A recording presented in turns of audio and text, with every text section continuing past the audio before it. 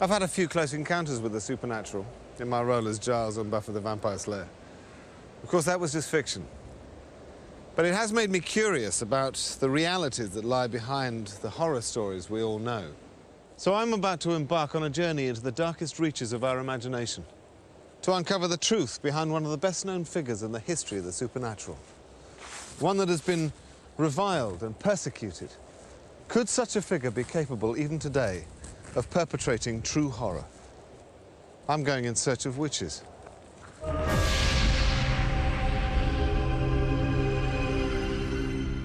Every fairy story seems to have a witch in it somewhere. Children through the ages have been frightened by cackling hags, riding broomsticks, ready to wave a wand, weave a spell, transform them into a toad.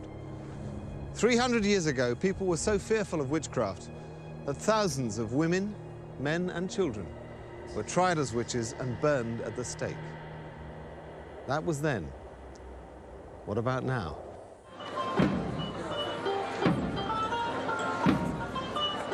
If you wanted to find a modern witch, then you could do far worse than come to this conference centre in Croydon, South London. I'm visiting the largest gathering of witches in the world. Witch Fest International 2004 programme. What have we got? Making your magic work better. Wand-making workshop. Anatomy of a spell. I think I'm in the right place.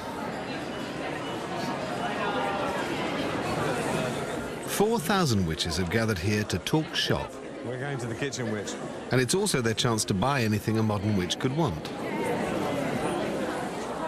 You've got to buy your witch's hat and ram's horn somewhere. I just wasn't expecting everything and everyone to be so charming. And for those who want to decorate their wand, here's a class that will be at home at Hogwarts.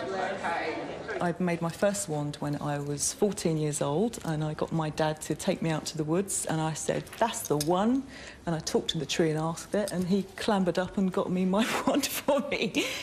It's a physical extension of your will, your power, your finger. This is like saying a great big to the world, this is my finger, this is my magic finger. Maybe it seems like a giant trade show, but these people aren't just in it for the pointy hats. There are serious practitioners here, priests and priestesses of the religion that witchcraft has become. But it seems so cleaned up that it's almost a relief to discover that spells and potions still have a place. Do you do potions or spells or anything? Yeah, of course we do. Yeah. We're witches. Of course we do. You know, potions and spells is something that's often kind of like considered as kind of slightly weird or slightly, you know, dark, if you like, but they can be done for positive purposes as well. Spells aren't done just for the sake of them. They take a lot of preparation, they take a lot of work. If we were to do spells every day, we'd be kind of knackered.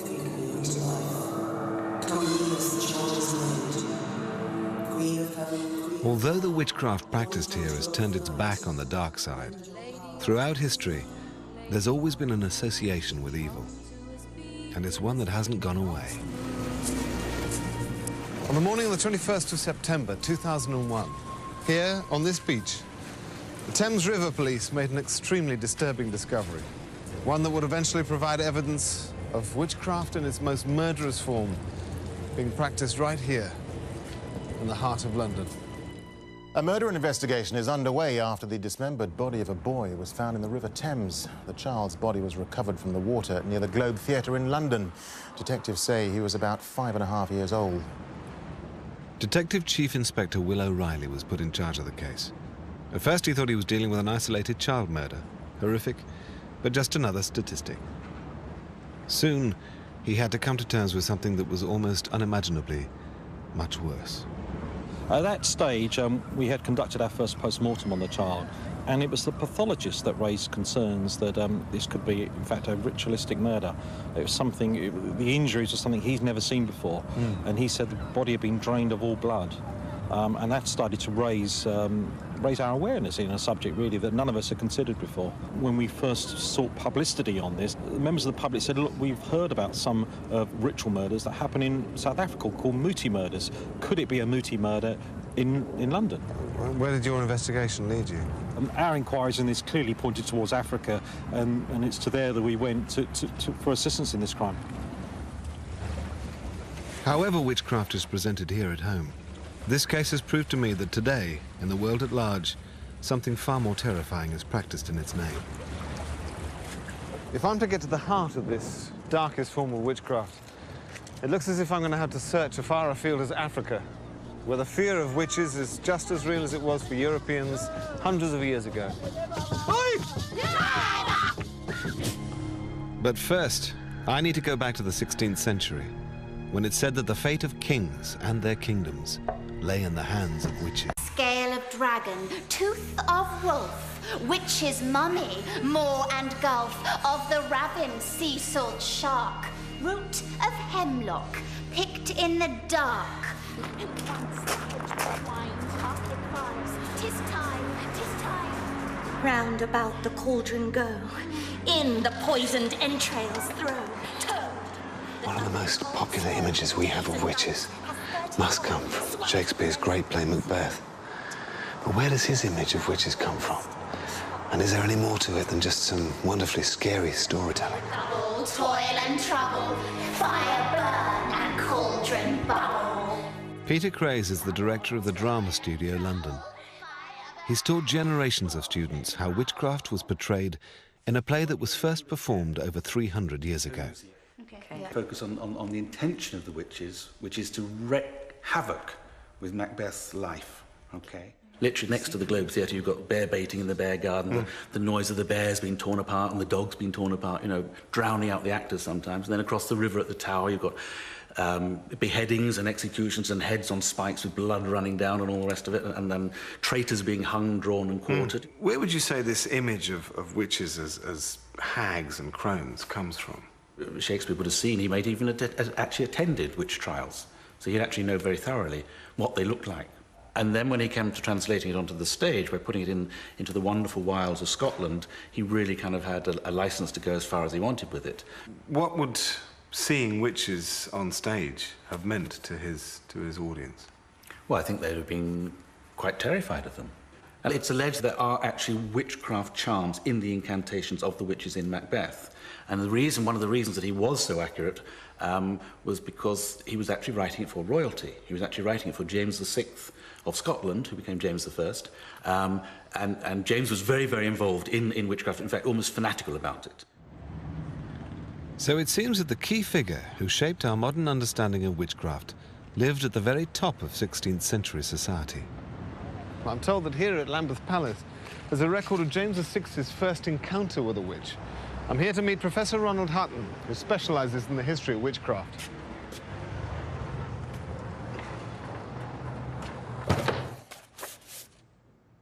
This book is a sexed-up government dossier. It's the official record, and you can see it just inside the title page. I have undertaken to publish this short treatise, which declareth the true discourse of all that happened, and as well what was pretended by those wicked and detestable witches against the king's majesty, as also by what means they wrought the same.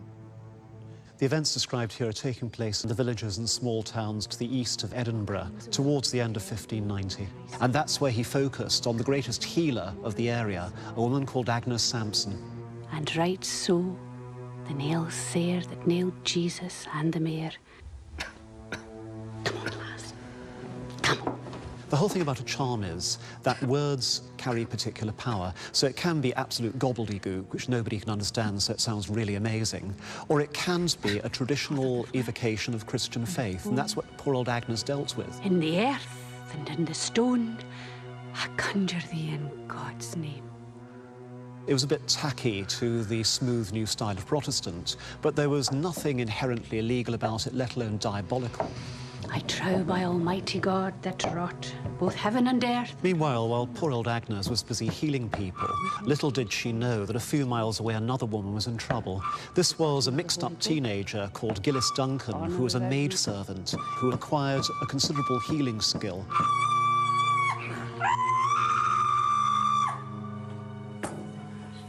Her master had her tortured, and the poor lassie went and said she'd given her soul and body to the devil, and she began to name other women in the neighbourhood as bigger and better witches than herself.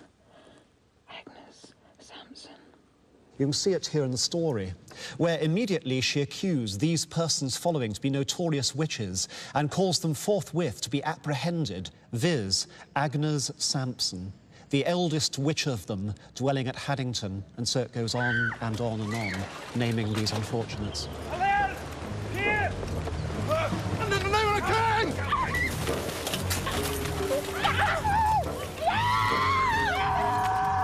The author of this book is almost certainly a minister from the area in which the witches had lived, called James Carmichael, and he managed to get the king interested in taking up the trial personally of a group of hitherto harmless healers and tying them into a huge diabolic plot by Satan himself to kill the king. We are, of course, delighted at you and your new bride's safe homecoming. It was difficult for her. It seemed as though the storms would never abate. Did the tempest show itself out of ordinary fears? Perhaps, for the time of year. I fear they may be brought together infernally. In Haddington, we have a whole coven of witches that we believe intend harm against your Majesty's person. No more of your witches. Sir, it is the devil himself would harm you. So you have her for me to see? If I may presume, there can be none more fitted to extract the truth from her. This far she denies her guilt. But we have, from a serving lassie, an account of all the perverse prayers she used to cure the Lady Kilbaberton. In Christ's name, I conjure thee. This aforesaid Agnes Sampson was taken and brought unto Holyrood House before the King's Majesty and sundry other of the nobility of Scotland, where she was straitly examined. Straitly means strictly, rigorously. Look at me! You did say these things, did you not? These are your words. By Christ's name, what did you conjure? Answer me!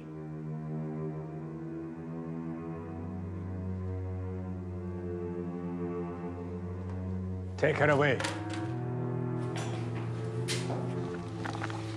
James is a really unusual monarch in that he is a genuine intellectual, and what's more, he carries out research in his own right.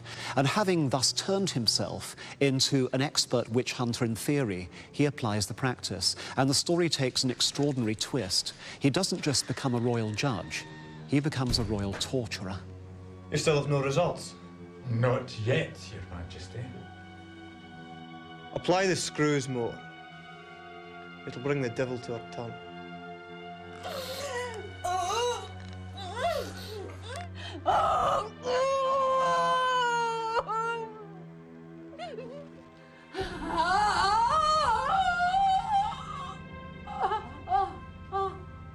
Carmichael, you can leave her to me.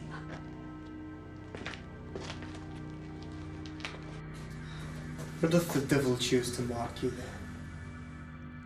What the king is looking for is the witch's mark. It hath lately been found that the devil doth generally mark them with a privy mark, lick them with his tongue in some privy part of their body, before he doth receive them to be his servants. You see, Carmichael, there is no need for shyness in these matters. The king found a privy mark of the devil somewhere in her crotch. It could be poor old Agnes had a hemorrhoid. At any rate, the result is decisive, because at that moment she breaks. She realises that now she's doomed. 200 witches we travelled to the sea. Where? North Berwick. And we were dancing. Aye, come here, ye over here. Come here, ye go. Let her up. Come here, ye go, me. Come. Oh, come here, ye go. Here. Here. Come. And then the devil came to your kirk and he lifted up his gown and we all kissed his arse, every one of us. And he did say the most ungodly exhortations against his greatest enemy. And his reason, that the King of Scotland was his greatest enemy in the world. You're a liar, woman. At this point, Agnes is being disbelieved by the king, and she seems to lose her temper, and what follows is one of the most incredible moments in the entire history of witchcraft. I wish that you did not disbelieve my words, for I know. I know what you said to your queen on your wedding night.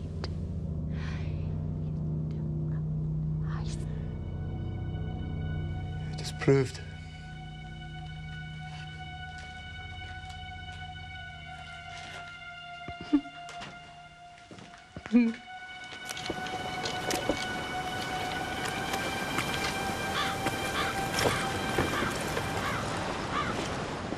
It is logically possible that Agnes Sampson was a witch, but in which case she was absolutely brilliant at magic and absolutely terrible at survival skills. Dying as she does, Agnes becomes a grim statistic. She's one of about 1,100 people put to death for the alleged crime of witchcraft in Scotland. Agnes was relatively lucky as convicted witches go.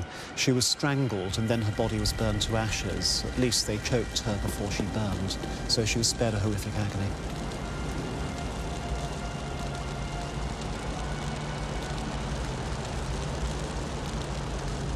James goes straight on from this experience to become one of the key European authors on witchcraft, a boffin.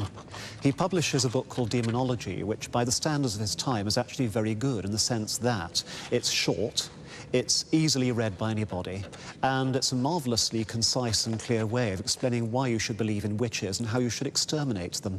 It became a bestseller, and if you want to see a copy, you just go a few miles north from where we are now to the British Library. Showing me an original edition of King James's Demonology is Cambridge history professor Malcolm Gaskill. Malcolm. Hi. How you doing? Pleased to meet you. This is it, then? This is the Demonology, yes. James I's famous book about witches. Wow. Who does he say the witches are? He asks the question, what can be the cause that there are 20 women given to that craft where there is but one man? The reason is easy, for as that sex is frailer than men, so it is easy to be entrapped in these gross snares of the devil. What James is saying is that women are morally frailer, therefore they're more likely to give in to the temptations of the devil, just as Eve did in the Garden of Eden. And what does he suggest you do with a witch if you think you found one? He says in no uncertain terms, they ought to be put to death according to the law of God, the civil and imperial law, and municipal law of all Christian nations. So he's saying here that this is the worst kind of religious crime, and therefore that suspects must be put through the process of trials, and if found guilty in the courts, then they must be executed in every instance. Over a period of 300 years, 40 to 50,000 witches were killed as a result of the Witchcraft Act. I wanted to know from Malcolm, what's happened to our belief in witches since then? Well, the belief in witches persists amongst most ordinary people, but the problem is that by the end of the 17th century, the courts will no longer take seriously the kind of evidence that was once used to convict. So when was the last time the Witchcraft Act was used? That was in 1944. 1944? Who was the unfortunate victim? This was the trial of a spiritualist medium called Helen Duncan. Why was she tried? She was tried because she purported to conjure up the spirits of the dead, not just the voices of the dead, but actually the physical forms. Helen Duncan was a materialization medium, which is really the holy grail of spiritualist gifts and skills. It is helpful to have jolliness, yes. If we'd all sat completely silent, it's very unconducive to anything happening at all, rather like a one-sided conversation. You want a bit of cut and thrust and jollity, yes. She would sit in a closed-off cabinet area, which is just a curtain across a corner of a room, and there she claimed to build up energy known as ectoplasm, which then would come from her body. The ectoplasm fell almost like a very heavy white mist onto the floor, and then suddenly those would refine into identifiable features. And the very first spirit to appear at the beginning of every séance was Helen Duncan's spirit guide, who was known as Albert. Good evening, Albert. There's an old gentleman standing beside me that hurt his foot when he was a young lad.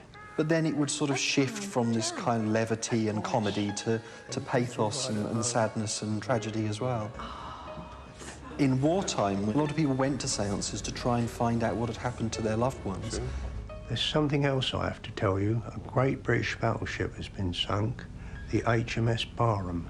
She predicts supposedly that HMS Barham is sunk, which is a big British battleship on which almost 1,000 men are lost. See bodies on the water. In wartime, protecting information about shipping is, of course, an absolutely key concern, and that this is perhaps really what gets the authorities onto her. There's a séance in January 1944 where a young naval officer called Stanley Worth attends. Now, he's appalled. What he thinks there is just a conjuring show that people are actually being deceived and that their grief is being exploited for financial gain. And Stanley Worth jumps up, declares the whole thing a fraud, tries to grab hold of the spirit, grapples with the spirit supposedly, but immediately senses that actually it's just a piece of cloth.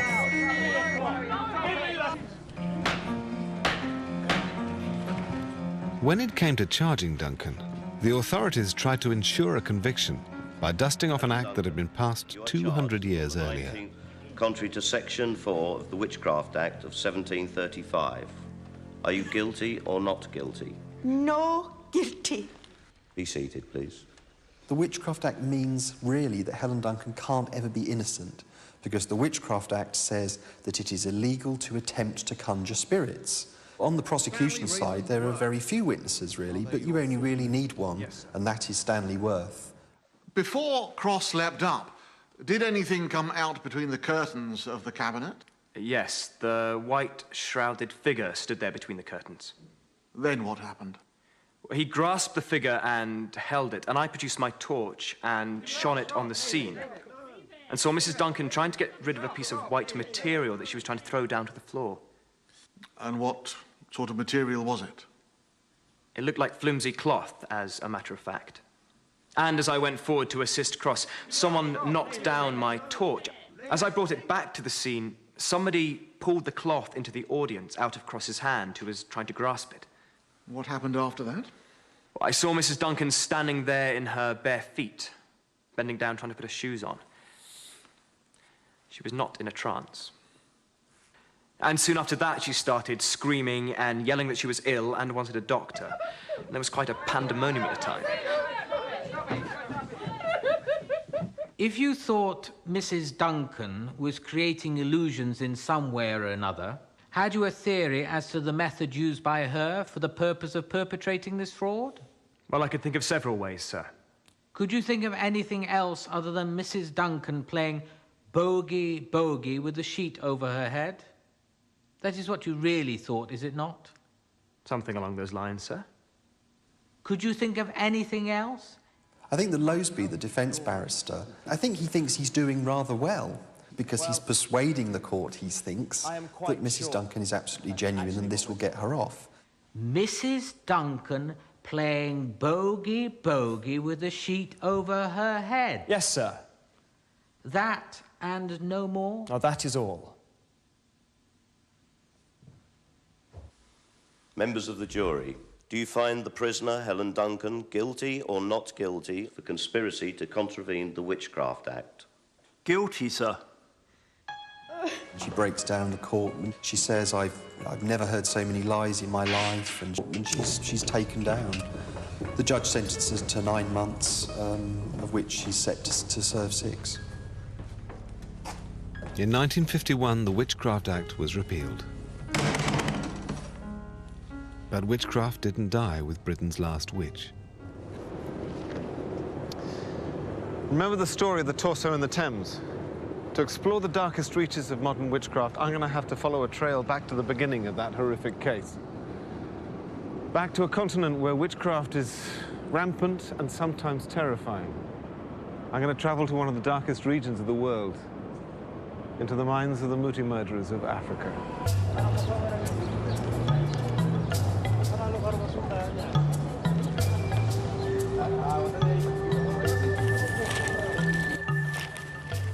This seems like a million miles away from the sort of place I'd expect to come to investigate the meaning of witchcraft today. Well, I'm just looking at the newspaper now. It confirms I'm in the right place. Check this out. 6 men appear in Soweto court after witchcraft murder. The body was found at the beginning of the month.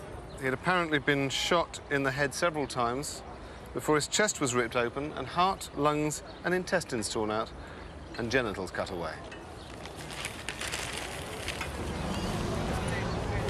That's why when the Met Police discovered the torso in the Thames, they came here to Pretoria in South Africa to talk to the most unusual police unit in the world, one designed solely to investigate crimes of the occult. In the suburbs of Pretoria lives the man who founded that unit. He has first-hand experience of the horrors for which witchcraft is responsible. Dr. Kobus Jonker. Yes. Pleased to meet you. Nice to meet you. Can I call you Kobus? Yeah. Kobus Jonker has devoted the past 20 years of his life to tracking down crimes associated with witchcraft. He began investigating what appeared to be simple murders, but it didn't take long to realize that the practice of witchcraft was behind some of his more gruesome discoveries. What evidence have you seen that witchcraft is real and present in Africa today?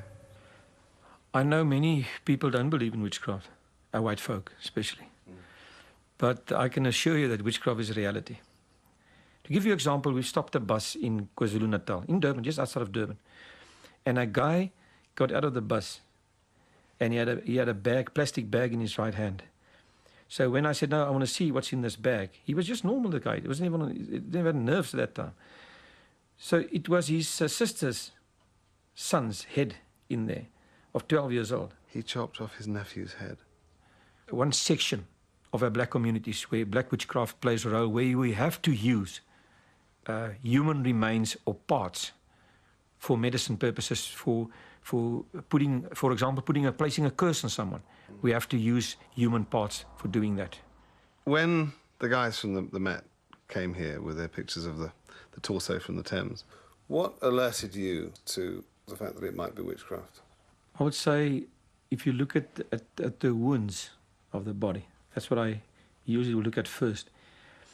The way, the clean cut of the body parts and the way it's been cut showed and pointed towards that this was a medicine Muti killing. What is Muti? Muti is another name describing medicine, or a concoction of medicine that's been mixed up with some sort of herb. If I want to find out more about Muti, where should I go? I think your best place would be on the Muti market down in KwaZulu-Natal in Durban area.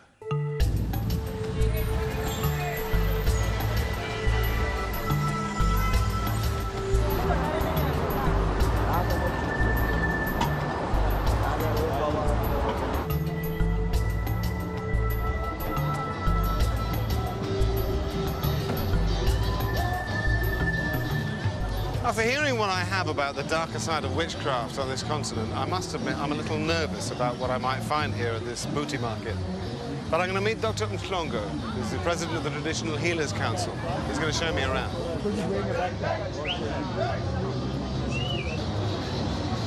In 16th century Scotland, Agnes Sampson, the healer who died as a witch, had her own herbs and potions. But she could only dream of a place like this. Hidden amongst the Durban tower blocks and flyovers, I've been told that this is the place where traditional African healers, or sangomas, like Dr. Mhlongo, come to buy their magic potions. Dr. Mhlongo. Hello. How you doing? Anthony. Hi, how are you? Do you mind showing me around the Muti market? As I'm talking to these people because I'm seeing some herbs which are very important here. It's used to prevent lightning from striking your home. Wow. Because witch doctors are using other herbs to send lightning to you, but if you have got this one, it will not come. And it works? It works. It works. Without these herbs, we wouldn't be living because there are so many witch doctors that want to kill our patients, wants to kill ourselves, so we always protect ourselves with these herbs. Clearly there's a battle going on here between good and evil magic. The magic potions create a very powerful medicine, But I wanted to understand how this magic works. What are these? These are snakes. No shooting. No shooting. I'm sorry. No shooting. Is there a certain animal that you would use if you were afraid, for instance? Yeah, you can take the lion bone, because the lion is not afraid of people, so you mix it with your herbs and then you become strong. Sure. Yeah. I've heard that sometimes they use human parts as well. No. Those are not traditional healers. Right. Those are witch doctors. Right. Traditional healers will only heal, but not kill. Those that use human parts are not among our members. How does it make you feel when people are trading in human parts and killing people, most especially children, it seems? I feel very much offended, and I have spoken to the police. Those are the people that need to be hanged because they kill other people's children. We are totally against that, and we will never condone it. It seems that black and white magic use similar techniques, but to very different ends. I wanted to find out more and asked Dr. Mhlongo if there was any way he could teach me. Today in the afternoon, I'll be going to the Sangoma graduation in Maphumulo. Oh. And I wonder if you could come with me because many things will be happening there. Things that I've never seen before, you'll be seeing there. Sangomas dancing, you know, drinking herbs and all those things. So a Sangoma is a healer, trained in the use of herbs and magic to protect people against disease and those who would do them harm.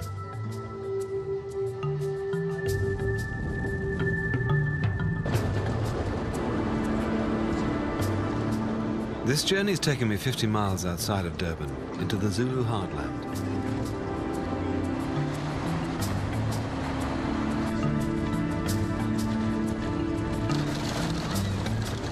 The Sangoma I'm about to visit has been waiting many months to graduate, and the ceremony is planned to last the whole weekend.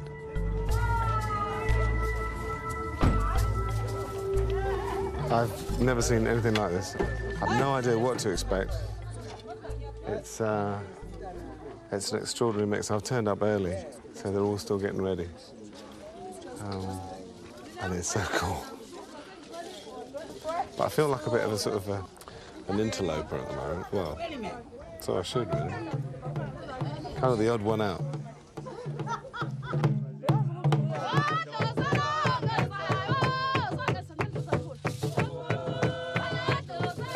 I was lucky enough to find a guide to explain to me what was going on. They are going to come out with a student here from this hut here, and going to sit here and do the plating. Animals play a big part in the ceremony. If the chicken flies from the Sangoma's head, then the Sangoma won't be able to graduate. But then, looking into the hut, I caught a glimpse of something I found really hard to take. The first of what was to be many animal sacrifices.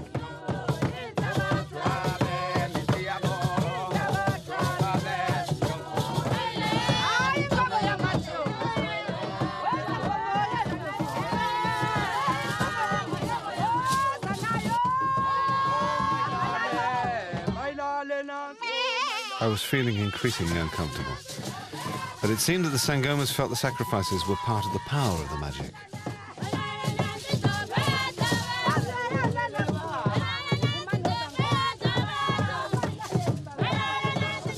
The goat that I'd heard scream only a few minutes before now had a further role to play in increasing the Sangoma's witchcraft.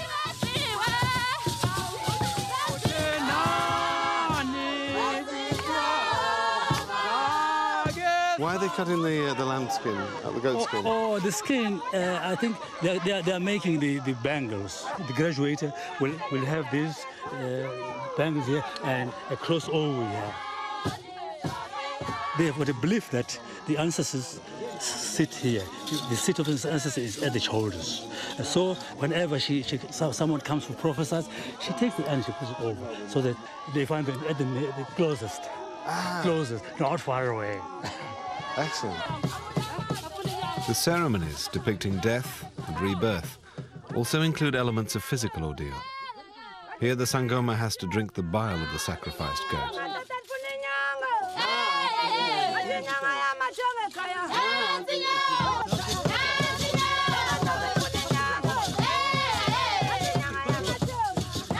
But this is also a party.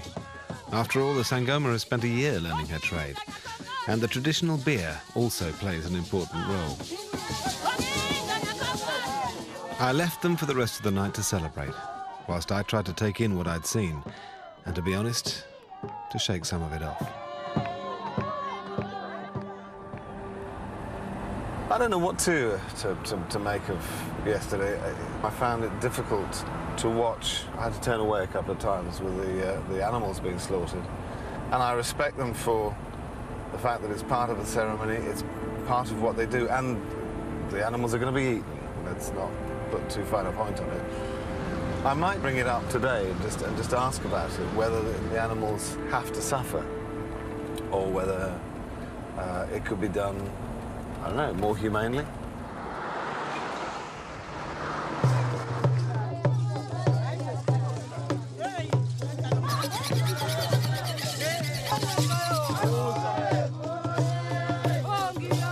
Watching the ceremony, I was concerned about the animals. Is the pain and the suffering that they seem to go through, is that important for the ceremony? Do they have to make a noise? The noise that is made by the animal is a trumpet that is blown to the ancestors so that they understand, they listen, they take heed. We believe that some of the ancestors are asleep. So when the trumpet cries, see, everybody wakes up and listen. So if the animal was killed and remained silent, it wouldn't be as powerful? The whole thing would be a flop. By the river, the Sangoma was undergoing a purification ceremony.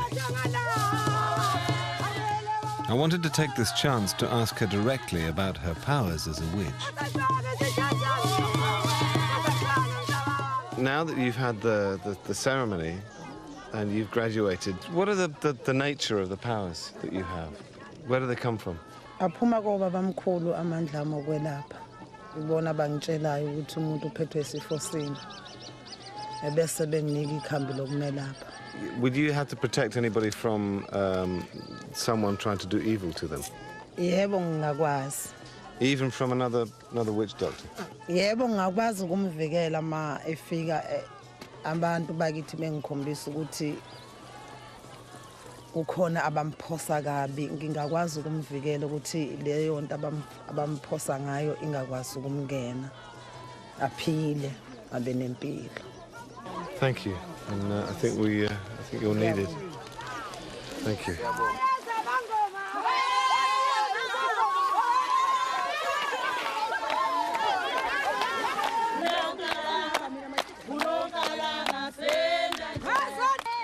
Throughout the graduation, people have talked about the ancestors. Why are they so important?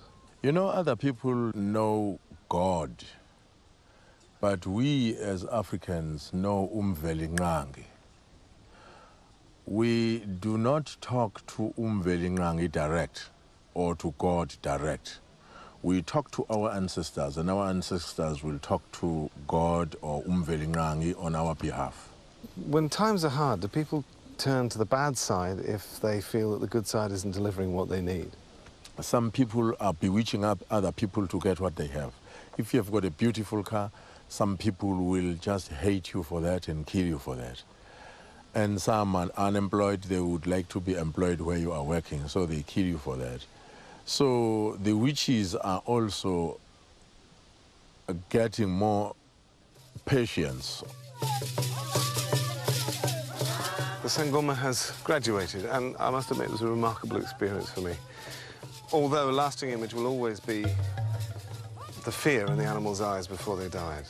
Apparently their pain and suffering increases the magic, and that appears to be an underlying part of the process. So I'm going to go back and see Dr. Jonker. See where that takes me.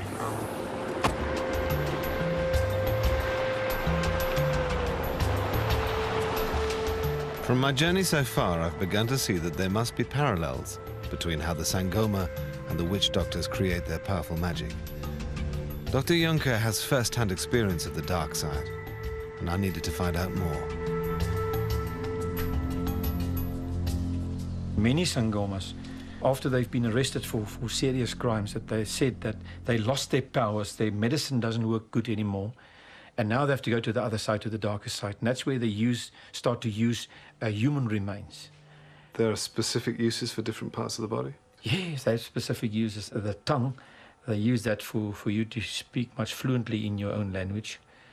Virility, of course, there's certain parts of the woman's vagina that they use.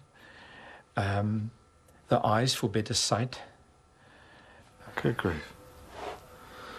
I've got a voodoo doll here as well, with a needle still in it.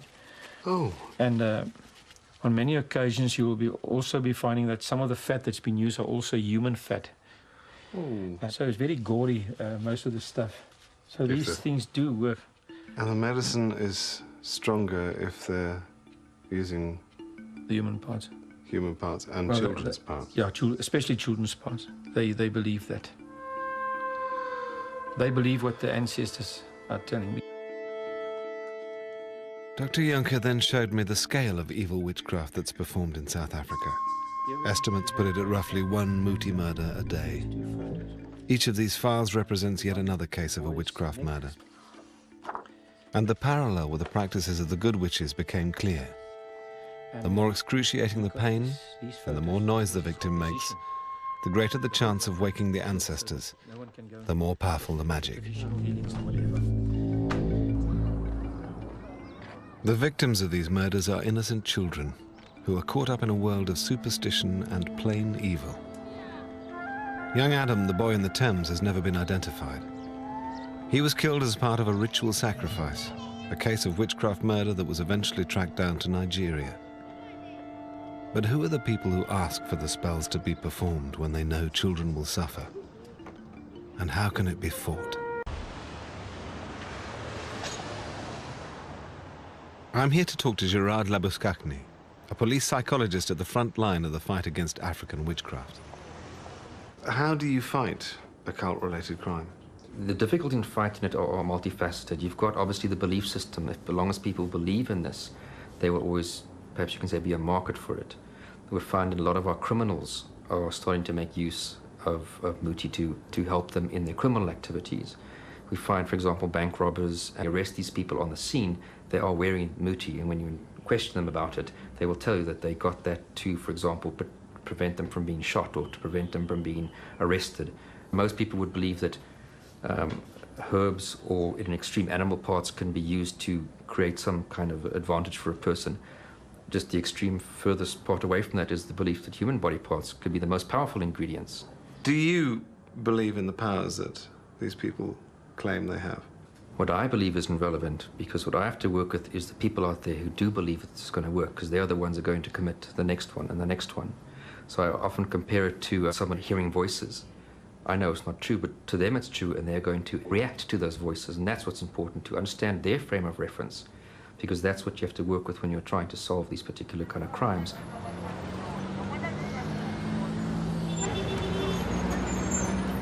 The people murdered to create the powerful magic aren't the only innocent victims of witchcraft. In its search for the culprits in a Muti murder, as in Europe 300 years ago, it doesn't take long for the mob to turn on any unpopular person. This recent news report is from the north of South Africa. A traditional healer has been accused by his community of murdering a young boy. They're animals. The police regularly deal with lynch mobs who enact their own justice on those they feel are responsible for their ills. The witch hunts of today in Africa and those that took place here in Scotland 300 years ago seem like a long, long way away, in place and in time.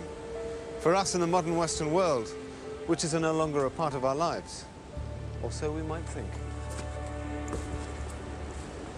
But it only takes something unspeakable, inexplicable to happen for us to rekindle our belief in witchcraft. When any gruesome murder or horrific act against a child is uncovered, even now, many people still attribute it to the evils of Satanism or witchcraft. Throughout history, witches have been figures of fear. Many innocent people have become victims of irrational superstition. Outsiders falsely accused of doing the devil's work. In fact, many witches were just practitioners of alternative medicines and religion. But what I wasn't expecting to find was that now, today, there are some witches who really are doing the devil's work. In some parts of the world, the belief in witchcraft has so corrupted men's minds that hundreds of people, many of them children, are dying in a pursuit of a myth of magic. It's a troubling reminder that our darkest thoughts lie just under the surface, and it can take very little for true horror to emerge.